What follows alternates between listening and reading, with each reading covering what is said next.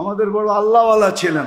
আপনারা নাম চিনবেন না, ওলামা ইকরাম চিনবেন। সরফরাজ খান সফদার, ওনাকে ওলামারা চিনে। হুসাইন আহমদ মাদানী রহমতুল্লাহ ছাত্র এবং খলিফা। তো ওনার মাদ্রাসায় ছেলেরা মসজিদে ছুটাছুটি করতেছিল, বাচ্চারা। তো চৌধুরী সাহেব এসে খুব রাগ হয়েছে, মসজিদে ছুটাছুটি, মোল্লা কেথে আয়, পাঞ্জাবি ভাষা তো, মোল্লা কই খবর রাখে না। তো উনিও বাইরে আসছে, কি হয়েছে চৌধুরী? মসজিদের ভিতরে ছেলেরা খেলতেছে, দেখেন না? আচ্ছা, একটা কথার জবাব দেন, আপনার বাড়িতে যদি মেহমান আসে আর ছোট বাচ্চা কাচ্চা থাকে তো খেলে কই যায়? আমার ঘরের ভিতরে খেলে। সত্য তো? হ্যাঁ, খালি খেলে নাকি? কি করে? হ্যাঁ, বহুত বাচ্চা কাচ্চা আছে, সব আউলিয়া জাউলিয়া শেষ করে ফেলায়, ঠিক না? কিছু আছে বাঙ্গা চুরা শেষ করে ফেলায়, ঠিক না? কিছু বলেন না, বলেন না, কিচ্ছু বলে না, ঠিক না?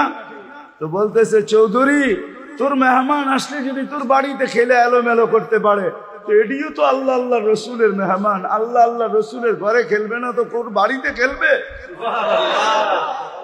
আল্লাহর ঘরে খেলবে না তো কি তোর বাড়িতে খেলবে? এটি তো আল্লাহর মেহমান, আল্লাহর রসুলের মেহমান। এক কথায় চৌধুরী